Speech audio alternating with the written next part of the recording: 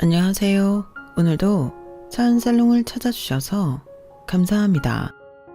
서울살이를 정리하고 지금은 작은 시골 마을에 내려와 살고 있는 40대 중반의 여자입니다. 저는 태어나 줄곧 서울에서만 살았어요.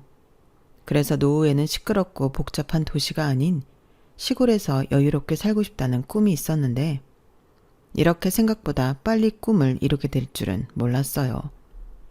그리고 미리부터 고백을 하자면 저는 도망치듯 서울 생활을 정리했었는데요. 제가 그런 결정을 하게 된 데에는 결정적인 사연이 있었어요. 3년이 지난 지금도 그 일을 떠올리면 바로 어제 일처럼 생생하기만 한데 누가 그러더라고요. 싫은 기억일수록 꽁꽁 감춰놓으면 내 안에서 골마 터진다고. 그래서 하소연이든 뭐든 밖으로 뱉어내야 가벼워질 수 있다고 하는데 저도 그렇게 가벼워지고 싶다는 소망으로 용기를 내서 이렇게 제 이야기를 써보려 합니다. 저는 이런 말하기 뭐하지만 많이 풍족한 집에서 태어났어요. 하지만 분에 넘치게 풍족했던 것이 이유였는지 저는 어른이 될 때까지도 그다지 욕심이라는 것이 없었는데요. 아마 무엇이든 가지려고 했던 욕심 많은 언니와 사람이건 물건이든 심각할 정도로 질투 많은 동생에게 치여서 그러지 않았나 싶어요. 하지만 그랬던 제가 처음으로 남편을 만나 원하는 것이 생겼고 그다지 좋은 조건의 남자는 아니었지만 평생 바라는 것이 없던 둘째 딸이 처음으로 바라는 일이라 저희 부모님은 두말하지 않고 남편을 사위로 받아줬죠. 남편과 저는 다니고 있던 회사 거래처에서 우연히 만났어요. 처음 만났을 땐 그저 남들과 다를 것이 없는 비즈니스 관계였는데 그 뒤에 공동으로 진행하는 프로젝트가 있어 함께 일하는 시간이 많아지니 자연스레 친해지게 되었죠. 그렇게 가까워진 남편은 생각보다 젠틀한 사람이었고 무엇보다 주변 사람을 살뜰히 챙기는 따뜻한 마음을 가진 사람이었는데 어느새 남편의 그런 점을 저도 좋아하게 됐어요. 그리고 1년간 진행된 프로젝트가 끝나는 날 이대로 헤어지는 것이 아쉬웠던 저와 남편은 자연스레 사적인 만남을 이어갔는데 둘 다 워낙 서로에 대한 호감이 있어 그랬는지 저희는 이미 그러기로 한 사람들처럼 자연스럽게 연인 사이가 되었죠. 그렇게 한 2년 동안 남편과 연애를 했어요. 그리고 제가 30살이 되던 날 남편은 정식으로 프로포즈를 했고 저는 처음으로 결혼에 대한 욕심이 생겼는데 결혼 전 친정 엄마의 권유로 받게 된 산부인과 산전검사에서 꿈에도 생각하지 못한 얘기를 듣게 됐죠. 뭐라고요? 어떻게 제 딸이 불임일 수 있어요? 이제 고작 30인데. 선생님, 검사 결과가 잘못된 건 아닌가요? 우리 딸 이제 곧 결혼하는데 불임이라뇨. 따님은 아무래도 선천적인 원인이 있는 것 같습니다. 평상시에도 생리불순이 심했고 자궁도 기형이라 시험관도 어려울 듯 싶습니다. 저는 제가 불임이라는 사실에 아무 말도 할 수 없었어요. 옆에서 자꾸만 어떡하냐고, 정말 다른 방법은 없는 거냐고. 친정엄마가 걱정스러운 호들갑을 떠셨지만 제기엔 아무런 말도 들리지 않았거든요. 아마 저 역시도 그만큼 충격이 컸었나 봐요. 그도 그럴 게 남편은 3대 독자였고 상견례 때 다른 건 몰라도 남편과 예비 시부모님도 아이는 최대한 빨리, 그것도 많이 낳았으면 좋겠다고 하셨는데 저는 전혀 그렇게 해줄 수 있는 사람이 아니었던 거죠. 그나마 결혼 전에 미리 알게 돼서 이 결혼을 그만두는 것이 서로에게 맞다는 생각을 하게 됐는데 사랑하는 남편과 불임으로 헤어질 생각을 하니 너무 억울하고 분해서 눈물이 멈추지 않았어요. 그만 울어. 난 헤어질 생각 없는데 왜 자꾸 그래? 그래도 내가 몰랐으면 몰랐지. 어떻게 자기랑 결혼을 해. 나는 괜찮아. 물론 아쉽긴 하지만 어쩔 수 없지. 그래도 안 될 것 같아. 자기도 자기만 자기 부모님한테 내가 어떻게 며느리 되겠다고 그래. 자식이 더 있으신 분들도 아닌데. 그런 건 걱정하지 마. 내가 알아서 할게. 그러니까 수정이 너는 예정대로 우리 결혼 준비해. 나 못 믿어? 그야 믿지만. 그럼 됐어. 우리 결혼해서 애 없어도 행복하게 살자. 그럼 됐지? 안 그래? 남편은 참 고맙게도 그렇게 저의 마음의 짐을 덜어줬어요. 그리고 이 사실을 알게 된 저희 친정 부모님은 고맙고 미안하다며 신혼집도 대신 장만해 주시고 남편과 시아버님의 차도 바꿔주셨는데요. 남편과 시부모님은 저희 아빠의 통 큰 혼수에 그저 고맙다고 연신 허리를 굽히셨어요. 장인어른, 이렇게까지 하지 않으셔도 되는데 제가 이걸 다 받아도 될지 모르겠어요. 저희 아버지 차까지 바꿔주시고 제가 너무 받기만 해서 염치가 없습니다. 염치는 무슨, 가족끼리 그런 말 하는 거 아니야. 그리고 나야말로 너무 고마워서 그러지. 자네한테도 고맙지만 자네 부모님에겐 더 고마워. 자식이라고는 자네 하나인데 얼마나 손자를 기다리셨겠는가. 그런데도 괜찮다고 하시다니 나야말로 염치가 없지. 아닙니다. 수정이가 얼마나 저희 부모님에게 잘하는데요. 아마 수정이가 예쁘셔서 괜찮다고 하셨을 거예요. 그러니 장인어른도 이젠 정말 그런 생각 안 하셔도 됩니다. 그래? 그렇다면 정말 다행이네. 세상엔 돈으로 살 수 없는 것들이 많은데 우리 수정이가 복이 많아서 자네 같은 남편이랑 좋은 시부모님을 만났어. 부족한 딸이지만 잘 부탁하네. 별 말씀을. 오히려 제가 수정이랑 장인 장모님께 잘 보여야죠. 제 주제에 어떻게 수정이 같은 아내를 얻겠어요. 제가 지금은 비록 가진 것도 없고 능력도 부족하지만 꼭 장인어른 부끄럽지 않은 사이가 되겠습니다. 수정이 행복하게 해줄게요. 저는 그렇게 결혼을 했어요. 이미 언니는 많이 가진 집에 돈도 잘 버는 사업가 형부를 만나 시집을 갔기에 친척들 사이에서 다소 제 결혼이 비교가 되긴 했지만 저는 저희 아빠가 말씀하신 대로 돈으로 살 수 없는 넓은 마음을 가진 집에 시집을 가는 것이니 제가 꿀리는 결혼을 하는 거라고 생각하지 않았어요.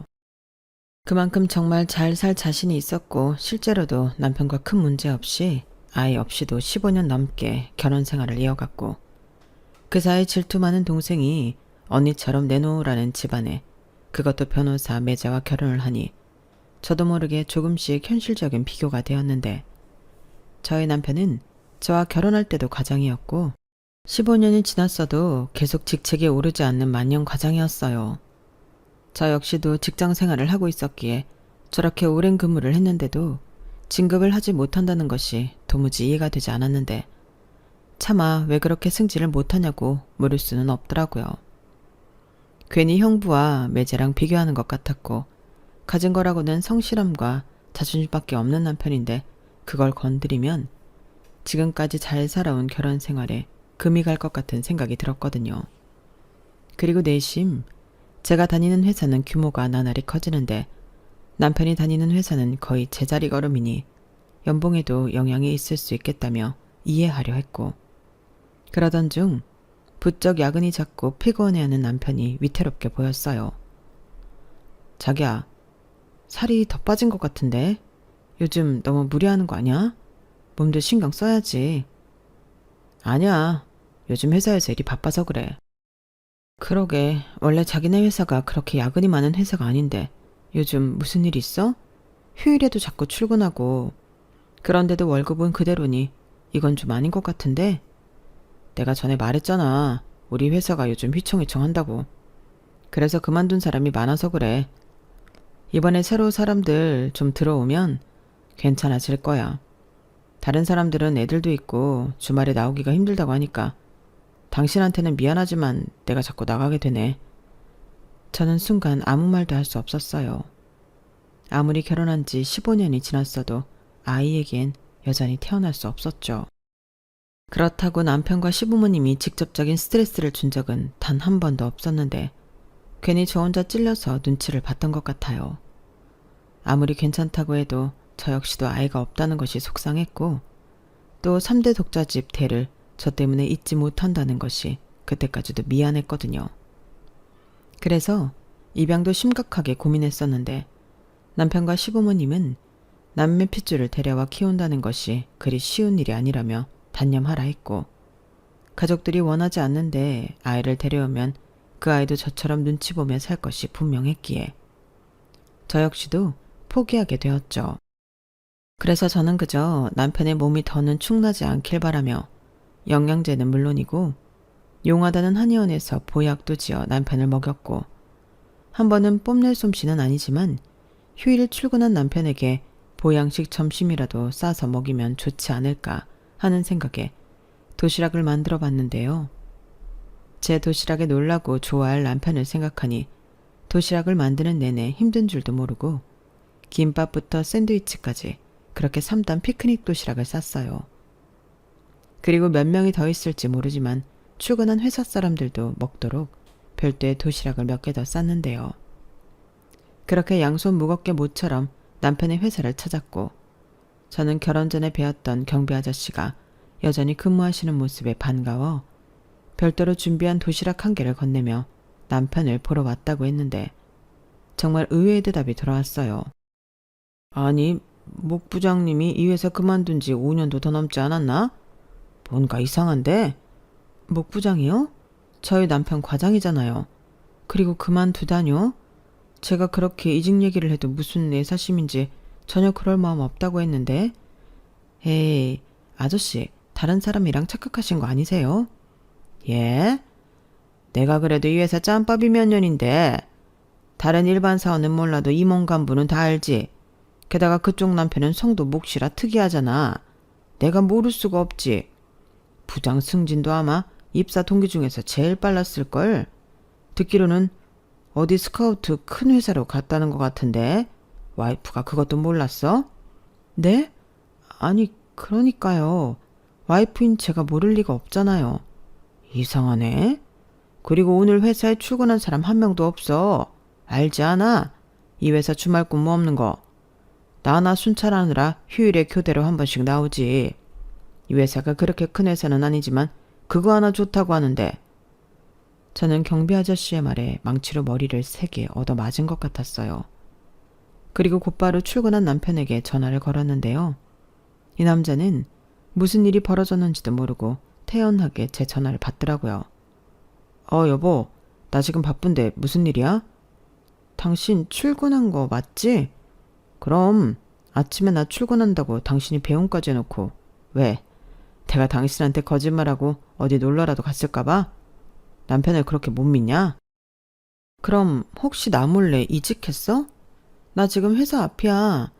근데 여기 경비 보시는 분이 자기 회사 옮긴 지 5년도 넘었다고 하더라. 게다가 과장이 아니고 부장이라고 하시던데? 그게 당신 지금 어디야? 도대체 지금 어디서 뭐 하고 있어? 자기야, 일단 진정해. 내가 집에 가서 다 설명할게. 그러니까 일단 집으로 가. 아니, 나 이직했다는 자기 회사로 갈 거야. 설마 출근한 것도 거짓말은 아니지?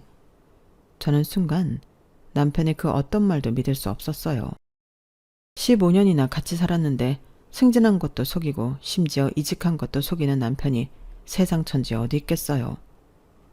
가뜩이나 성실하고 심성 착한 것만 보고 남편과 살았던 저는 그 배신감이 정말 어마어마했었죠. 그런데요, 그때 느꼈던 배신감은 앞으로 저에게 닥쳐올 미래에 비하면 그야말로 새 발의 피였고 그 일을 시작으로 저는 완전히 다른 인생을 살게 됐는데 이 글을 쓰는 지금도 손끝이 마구 떨려오는 것 같네요. 남편은 끝내 전화로 그 어떤 말도 하지 않았어요. 그래서 어쩔 수 없이 남편을 저녁에 집에서 보게 되는데 집에 와서 남편이 하는 말을 들은 저는 그 어떤 것도 납득이 가지 않았어요. 일단 당신 속인 건 미안해. 돈이 필요해서 회사 옮기게 됐어. 근데 먼저 회사랑 크게 달라진 건 없어서 당신한테 말을 못했지. 그게 말이 돼? 일단 부장으로 승진한 건 왜 속였어? 그게 부모님이 빚이 좀 있는데 그걸 내가 갚아야 했거든. 당신이 알면 기분 나쁠 테니까 말 못한 거고 이직도 돈을 더 받을 수 있을 것 같아서 했는데 실상은 그렇지도 않아서 아무튼 정말 미안해. 그걸 나더러 믿으라고? 다 떠나서 어떻게 며칠도 아니고 몇 년을 속일 수 있어? 처음엔 속일 생각은 없었어. 단지 우리 집 일로 당신이 신경 쓰게 하고 싶지 않아서 그랬던 거야. 솔직히 월급은 당신이 나보다 더 많고 처갓집이 잘 사니까 내 월급 가지고 당신이 뭐라고 하지 않을 거라고 믿었거든. 지금 그게 중요한 게 아니잖아. 내 생각이 짧았어. 처음엔 이렇게 길게 당신이 소개될 줄은 몰랐는데 그게 타이밍을 한번 놓치니까 계속 말할 수가 없더라고.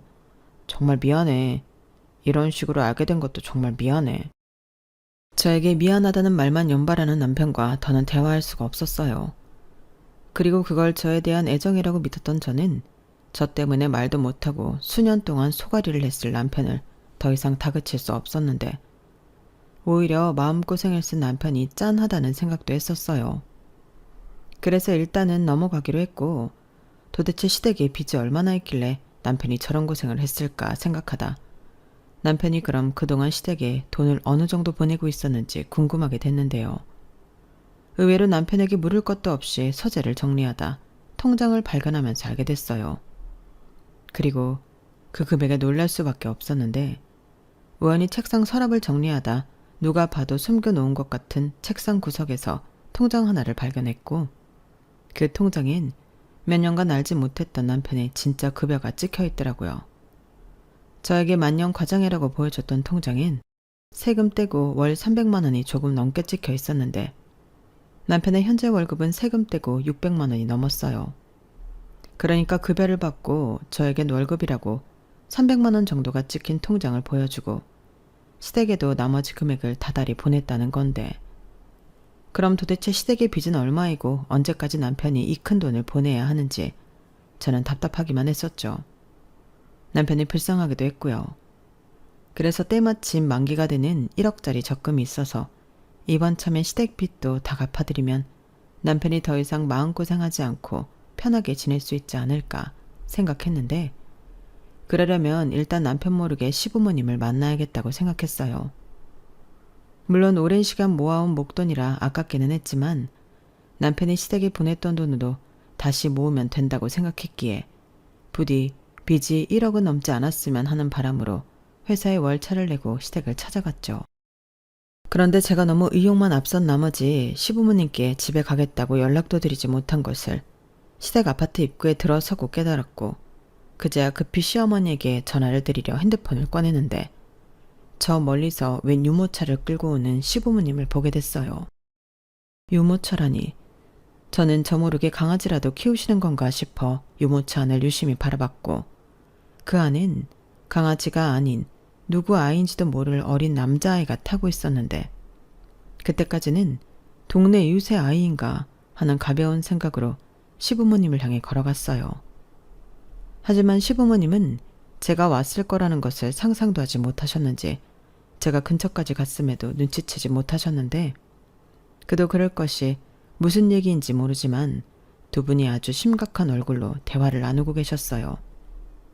그리고 자연스레 저는 그 대화를 듣게 됐고 남편에게 들은 그 어떤 거짓말보다 더 큰 충격에 하늘이 무너지는 것 같았는데요. 아니, 요즘은 조리원도 시설이 좋다고 하는데 왜 우리 집에서 몸조리를 하겠다는 거야? 그러다 잠실 사는 며느리들 오면 어떡하려고? 아니지. 걔가 회사 다니는데 어떻게 우리 집에 와? 그리고 유미 애미가 법적으로 배우자도 아닌데 괜히 조리원에 갔다가 마음만 상하지. 이렇게 셋째까지 낳아줬는데 내가 저 몸조리라도 해줘야 덜 미안하지 않겠어? 그러게 내가 15년 전에 민우 그놈 그냥 유미 애미랑 결혼시키자고 했잖아. 애도 못 낳는 며느리를 15년이나 끼고 사는 게 말이 돼? 이렇게 두 집 살림하는 게 말이 되냐고. 당신 벌써 잊었어? 민우 사는 그 집이랑 당신 타는 그 차 누가 사줬는데. 그냥 좀 더 살다가 적당한 이유 찾아서 좋게 갈라서게 해야지. 지금 걔네들 사는 아파트가 값이 몇 배가 올랐는지 알기나 해? 괜히 책 잡혀서 이혼하면 뭐 하나 건질 게 없다고. 봐서 합의이혼으로 좋게 끝내야지. 손해 안 보는 거야. 가뜩이나 유미에게 사춘기라 그런지 이젠 뭘 좀 아는 것 같은데. 그럼 아빠랑 자기가 성이 다른데 알지. 왜 몰라? 요즘 애들이 얼마나 빠른데. 애당초 유미 애미가 먼저였잖아.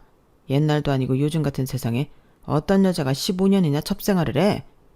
시끄러워. 내가 안에서든 밖에서든 그 첩소리 하지 말라고 했지. 듣는 귀가 얼마나 많은데. 당신은 그 입이 문제야. 이 유모차나 끌어요. 나는 손목이 아파서 도저히 집까지는 못 끌고 가겠으니까. 에휴, 일이네. 둘째도 이제 3살밖에 안 됐는데 이렇게 다 늙어서 어린 손자들이나 보고 내 팔자다 어쩌다 이렇게 됐노. 아이고, 둘째도 셋째도 아들이라고 좋아하는 사람이 누군데. 팔자 타령하지 말고 손귀한 집에 이렇게 대일 아들을 둘이나 낳아준 유미 애미한테 고맙다고 해요. 당연히 고맙지. 그러니까 빨리 정식 며느리 삼자고 하는 거 아니야. 유미 아버지가 이제 못 참겠는지 얼마 전엔 술에 잔뜩 취해서 나한테 전화를 했어. 내가 같은 아버지로서 얼마나 미안하든지 자기 딸 인생 책임지라고 막 악을 쓰는데 이러다 천벌받는 거 아닌가 싶어. 또 그놈의 입방정. 그리고 이렇게 쇠가 빠지게 도와주는데 왜 우리가 천벌을 받아? 그리고 언제 우리가 그렇게 살라고 했어? 유미 애미 그게 기다릴 수 있다고 자처한 거잖아. 천벌은 무슨. 얼른 가요. 우리 손자 배고파. 저는 시부모님에 대해 꿈을 꾸는 것 같았어요. 요즘 세상에 첩이라니 말도 안 되는 소리잖아요. 게다가 저도 모르는 남편 아이가 셋이나 있다는 소리는 그야말로 충격 그 자체였어요. 그래서 저는 이 모든 걸 확인해야겠다는 생각에 일부러 시간을 뒀다가 떨리는 발걸음으로 시댁으로 향했고 엘리베이터가 시댁이 있는 5층에 섰는데 아까 들어가서 문을 제대로 닫지 않았는지 문 일부가 열려 있었어요. 그리고 갓난아이가 자지러지게 우는 소리까지 들렸는데 떨리는 손으로 그 문을 열고 안으로 들어가자 3개월 전 어버이날이라고 왔던 때와는 완전히 다른 모습으로 여기저기 갓난아이 물건으로 보이는 것들이 눈에 들어왔고 그때 저를 발견한 시아버님은 놀라셨는지 말까지 더듬으셨어요. 아니, 네가 여기 어떻게 왔니? 저를 발견한 시아버님은 많이 놀라셨는지 손에 아기 우유병을 그대로 들고 계셨고 그때까지도 제가 왔다는 걸 몰랐던 시어머니는 아이가 울고 있는데 뭘 하느라 늦냐며 화가 잔뜩 나서는 방에서 나오시는데 그 카랑카랑한 특유의 목소리로 이렇게 말씀하셨죠. 도대체 분유 가지러 가서는 왜 여적이에요? 이봐, 잠실 며느리가 왔어. 아니, 너는 연락도 없이 여길 왜 왔니? 회사는 어쩌고? 그러게요. 제가 연락도 없이 왔더니 이런 꼴을 다 보네요. 이게 지금 다 뭐예요? 아, 그러니까 이건 말이다. 내 먼 친척 언니 며느리가 이번에 애를 낳았거든. 근데 그 언니 허리가 아파서 몸조리를 못 해준다고 하도 나한테 부탁을 해서 어쩔 수 없이 대신해주고 있는 거야. 마침 서울에 산다고 해서 겸사겸사. 그래요? 그럼 그 유미 엄마라는 여자를 제가 좀 봐도 될까요? 확인할 게 있어서요. 유미 엄마? 여보, 쟤 뭘 알고 온 것 같은데? 조용히 해. 네가 걔를 왜 보니? 너랑 상관도 없는데. 여기는 지금 정신이 하나도 없으니까 우리 나가서 얘기하자. 뭐 얘기할 것도 없다만 너 많이 놀란 것 같으니. 그래, 나가서 커피라도 한잔해. 내가 사줄게. 시어머니는 말은 그렇게 하셨지만 당황한 듯 정신이 없어 보였어요. 그도 그럴 게 아기가 계속 뒤로 넘어갈 때 놀고 있었거든요.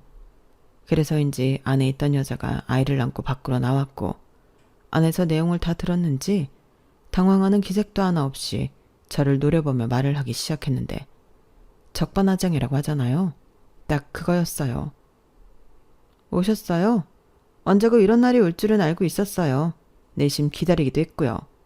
야, 너 지금 무슨 소리야? 애 데리고 다시 들어가지 못해? 어머니, 언제까지 질질 끌 생각이세요? 저 어머님 아버님 핏줄을 셋이나 낳았어요. 아무리 동료욕심이 나셔도 이젠 더는 못 참아요. 여보, 얼른 쟤 좀 막아봐. 제가 여태 잘 있다가 왜 저래? 시어머니는 몹시 불안한 모습으로 시아버지를 부르셨어요.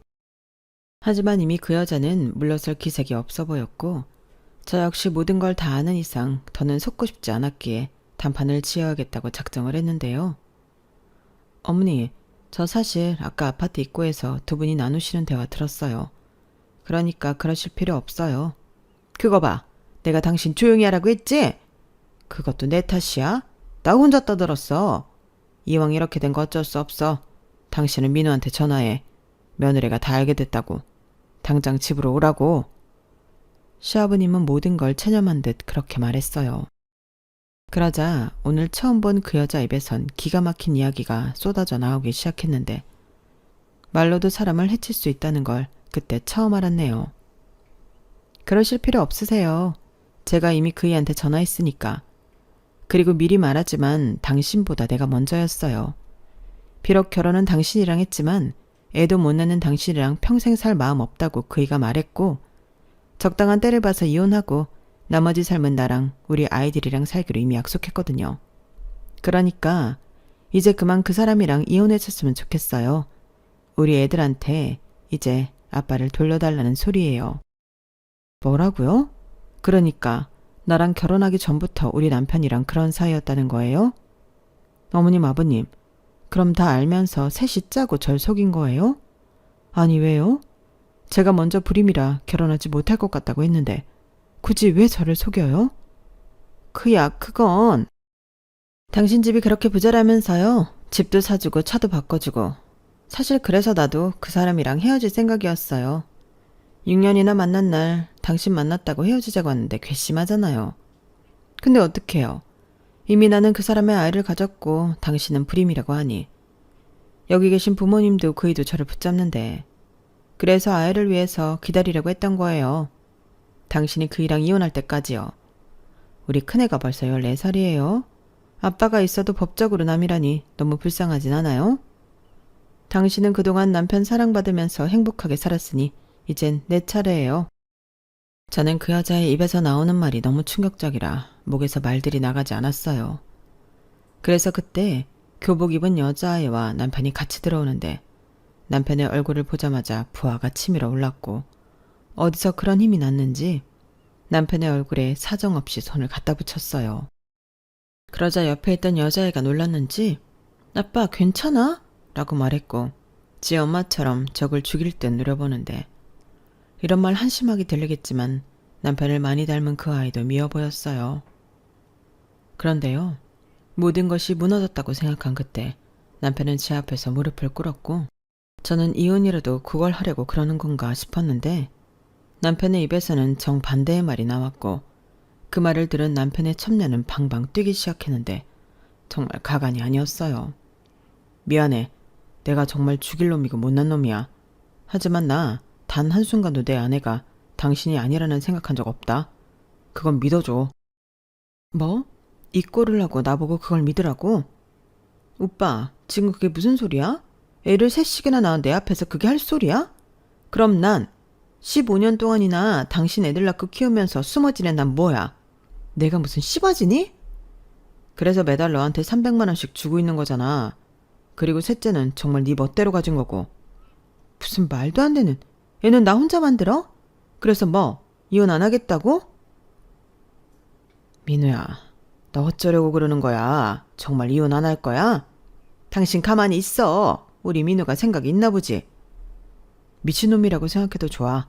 난 두 사람 다 사랑하고 책임지고 싶은 마음뿐이야.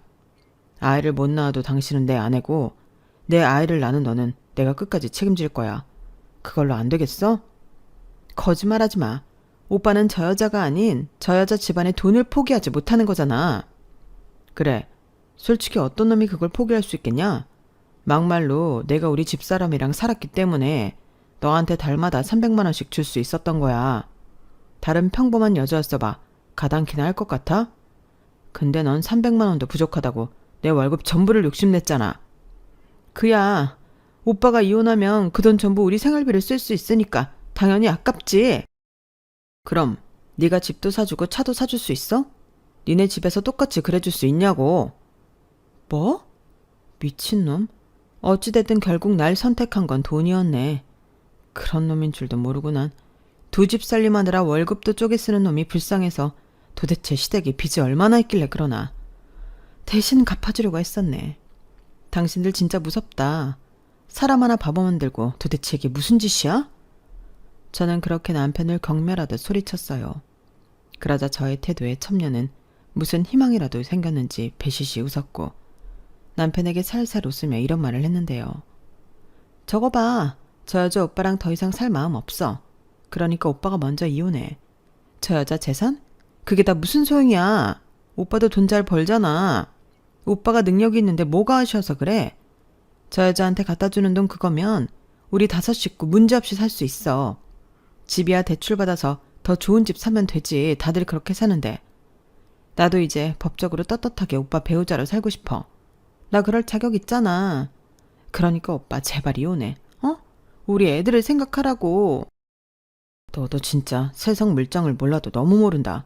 대출을 받아서 더 좋은 집을 사? 그건 누가 갚는데. 네가 그러면 그럴수록 나는 더 이혼하기 싫다고. 저는 남편의 바짓가랑이를 붙들고 이혼 타령을 하는 첩년과 부부싸움이라도 하는 것 같은 남편을 보고 빨리 이곳을 빠져나가고 싶었어요. 어차피 신뢰는 깨졌고 15년이나 속아 산 세월이 너무 억울하기만 했기에 어떻게든 제 억울함을 보상받을 방법을 찾고 싶었죠. 하지만 남편은 나가려는 저를 붙들었고 자기는 이혼은 절대 하고 싶지 않다며 남의 아이 입양한다는 생각으로 자기 아이 셋을 입양하면 어떻겠냐고 했는데 그 순간 첩년의 눈이 돌았어요. 그리고 품에 안은 아이가 위험해 보였는데 시아버지가 달려가 아이를 빼앗다시피 안으셨고 옆에서 시어머니는 가슴을 쓸어내리는데 첩년은 계속 무슨 짓을 할 것만 같았어요. 그러다 어떤 이유인지 남편이 쿵 하고 주저앉았고 괴로운 듯 배를 움켜잡더니 짧은 시간이었는데 정신을 잃더라고요. 사람이 하도 속으니 처음엔 쓰러진 남편을 보고도 저것 역시 연기가 아닐까 생각하기도 했어요. 하지만 아무리 봐도 남편은 정말 정신을 잃은 것 같았고 시부모님과 첩년은 놀라 호들갑을 떨었는데 이윽고 도착한 구급차에 실려 응급실에 간 남편은 정밀검사를 통해 최종적으로 췌장암 말기 판정을 받았어요. 의사 선생님은 법적 보호자인 저에게 이미 손 쓸 수 없을 정도로 암세포가 퍼져 수술은 의미가 없다고 했고 남은 시간이 별로 없다며 환자에게 잘 해주라는 소리를 하셨는데 기분이 정말 묘하더라고요. 슬프지도 기쁘지도 않았어요. 그리고 그동안 남편 몸이 자꾸만 마르고 안색이 좋지 않은 걸 잦은 야근과 주말에도 쉬지 못하는 탓이라 생각했는데 사실은 그게 병 때문이었다는 걸 그제야 알게 된 거죠. 하지만 이미 돌이킬 수 없는 선을 넘은 남편이기에 저는 그 어떤 행동도 하지 않았어요. 아직 저는 법적으로는 남편의 배우자였지만 마음으로는 남보다도 못한 사이가 됐으니까요. 그렇지만 저와는 달리 첩인 그 여자는 남편의 췌장암 말기 판정에 아주 난리가 아니었는데 무슨 심파 영화라도 찍는 주인공처럼 이게 뭐야. 나는 내내 당신만 기다렸는데 나랑은 제대로 살아보지도 못하고 어쩌다 그런 병에 걸렸어. 나랑 우리 애들은 어떡하라고. 오빠 정신 좀 차려봐. 라며 병실에 누워있는 남편을 붙들고 오열을 했어요. 그러자 병원에 있는 사람들은 그 참 여자를 남편의 아내로 알았는지 딱하다는 듯 치근한 눈으로 바라봤고 저는 그 시선을 고스란히 느끼며 아이가 없었는데 문득 그런 생각이 들었어요. 제가 이렇게 아이 없이 이혼을 하면 저 여자가 바라던 대로 되는 걸 텐데 이런 말 냉정하게 들릴 수 있겠지만 어차피 얼마 남지 않은 남편 저대로 보내는 것도 손해볼 건 없겠다는 생각이 들더라고요. 네, 어쩌면 저도 제정신이 아니었던 것 같아요. 죽어서도 남편이란 이름으로 저 남자가 평생 저를 쫓아다닐 텐데 그럼에도 불구하고 저 여자가 원하는 대로는 해주고 싶지 않았으니 이제와 생각하면 저도 똑같은 사람이 아니었나 싶네요. 하지만 저는 그게 제가 할 수 있는 첫 번째 복수라고 생각했어요. 그래서 이혼은 하지 않고 상간녀 소송만 걸었고 남편의 월급 통장도 모두 챙겨 더는 그 여자에게 한 푼도 가지 않게 했는데 저희 아빠가 최근에도 남편의 차를 바꿔줬거든요. 그 명의도 제 앞으로 돌려놨어요. 그렇게 저는 남편의 병원은 가지 않고 할 수 있는 모든 걸 다 했고 뒤늦게 그 첩인 여자는 저희 집에 들이닥쳐 이제 시간이 얼마 남지 않았으니 서둘러 이혼을 하라며 그리고 어떡하든 위자료는 챙겨줄 테니 상간녀 소송도 취하하라고 저를 채근하는데 저는 콧방귀도 끼지 않았어요. 어차피 그쪽은 우리 오빠한테 오만정 다 떨어졌잖아요. 그런데 왜 이혼을 안 해요? 그쪽도 들었잖아요. 그 사람이 저랑 이혼하고 싶지 않다고 한 말. 어차피 그 사람 벌받아 살 시간도 얼마 남지 않았는데 그 소원이라도 들어주려고요. 뭐예요? 당신 일부러 그러는 거지. 나 엿먹이려고. 나랑 우리 애들 끝까지 오빠 가족으로 인정받지 못하게. 맞아요. 그동안 속은 시간도 억울한데 내가 왜 그렇게까지 해야 하죠? 내 친정에 돈 많은 거 안다고 했죠. 두고 봐요. 난 상간녀 소송뿐만 아니라 그 사람 죽고 나면 니들이 나 속인 거 다 묶어서 피해 보상으로 고소할 거야. 그쪽이 가져갈 수 있는 건 한 푼도 없어. 오히려 내 남편이 그동안 생활비로 갖다 바친 거 다시 토해내야 할걸? 그러니 각오 단단히 해. 미리 변호사라도 선임하든가. 과연 네 편을 들어줄 변호사가 있기는 할까? 저는 그렇게 눈에 쌍심지를 켜고 첨년에게 말했어요. 그러자 얻은 것도 없이 겁만 잔뜩 집어먹은 첨년은 자기 남편을 사랑한 죄밖에 없다는 망언을 하고 내 집에서 나갔는데 어찌나 허탈하던지 웃음이 다 나왔어요. 그리고 한때는 행복하다고 생각한 저의 결혼 생활이 떠올라 눈물이 핑 돌았는데 더는 남편과 살았던 이 집에서 살 수 없겠더라고요. 그래서 무작정 짐을 싸고 친정으로 갔어요.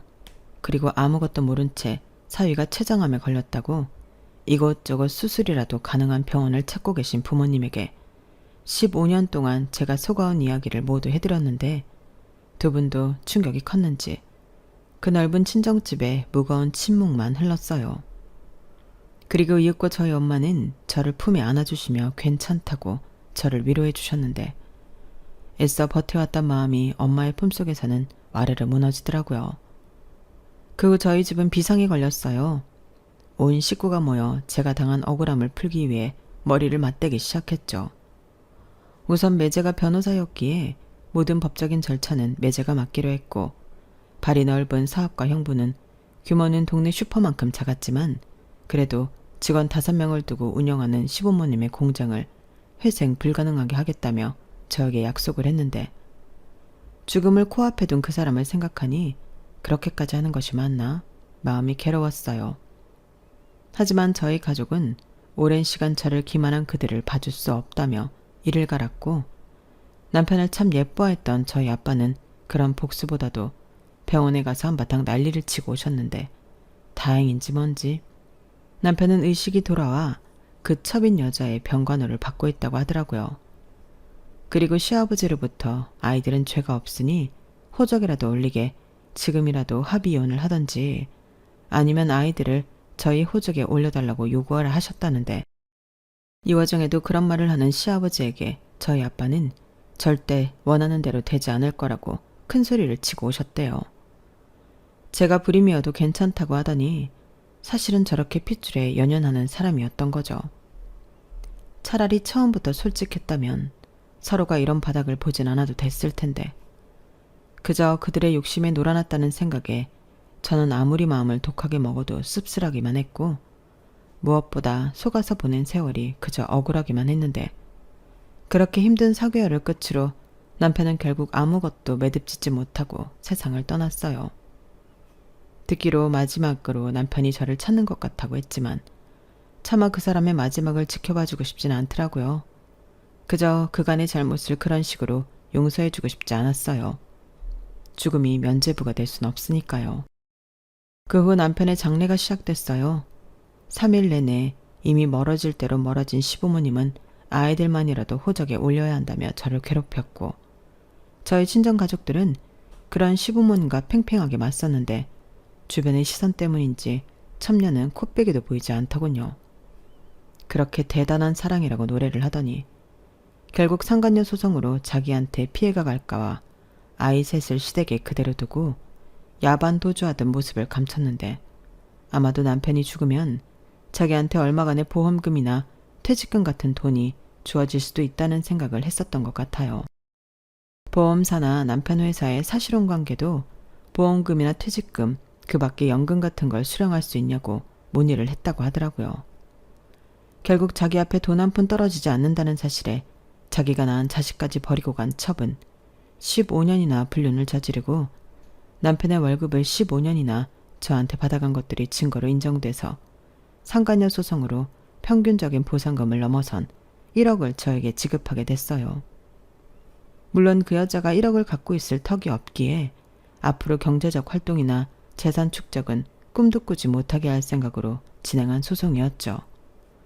그리고 어떻게든 남편의 아이를 호적에 올리고 싶었던 시부모님은 결국 당신들 호적에 그 아이들을 올리는 것을 선택했는데 그러거나 말거나 저는 사별이긴 했지만 이혼이라고 생각하고 더는 그들과 엮일 생각이 없었어요. 게다가 형부와 매제라고 하여금 시부모님과 첨녀는 앞으로 살 길이 막막해지자 각자 저를 찾아와 살려달라고 빌기 시작했는데 저는 눈 하나 깜빡이지 않고 그들을 외면한 채 그대로 서울 생활을 정리했어요. 그리고 지금 살고 있는 곳으로 거주지를 옮겼죠. 처음엔 그냥 조금 머물렀다 가려고 했던 곳이었는데 이곳에서 마음의 치료를 받다 보니 다른 곳은 가고 싶지 않아졌고 그렇게 저희 두 번째 터전이 되어버렸어요. 아직은 뚜렷한 직업은 없지만 이곳에서 이것저것 새로운 도전들을 하며 바라던 여유를 갖고 생활하다 보니 그 지독한 마음의 상처도 아물어 가더라고요. 원래 상처라는 것이 사람을 성장하게 한다고 하잖아요. 그래서인지 저는 지금의 제가 썩 나쁘지 않아요. 비록 남편에게 속아서 보낸 세월은 돌아오지 않겠지만 앞으로 제가 살아갈 미래는 예전보다 훨씬 값지고 행복할 것이기에 저는 이제 과거가 아닌 미래를 향해 앞으로 나아가려 합니다. 이제야 비로소 알 것 같아요. 제가 원하는 보상은 사실 저의 잃어버린 행복한 시간을 되찾는 것이라는 걸요. 그리고 지금은 강한 확신이 들어요. 그런 행복한 시간을 이미 저는 살고 있거든요. 원래 인간은 경험으로 배우는 동물이잖아요. 저는 제가 앞으로 어떤 걸 배워갈지 매일매일이 설레고 기다려져요. 여러분들은 인생에 어떤 경험을 갖고 계신가요? 부디 그 경험이 여러분들을 행복하게 성장시켜주는 좋은 영양제가 되었으면 좋겠습니다. 지금까지 저희 이야기 들어주셔서 정말 감사드려요. 덕분에 많은 걸 비우고 또 채웠습니다. 오늘의 이 시간도 저에겐 값진 경험이 될 것 같아요. 항상 건강하시고 행복하시길 바랄게요. 여러분, 사연 댓글에 응원과 현명한 조언 부탁드려요. 좋아요와 구독은 저에게 큰 힘이 됩니다. 오늘도 좋은 하루 되세요.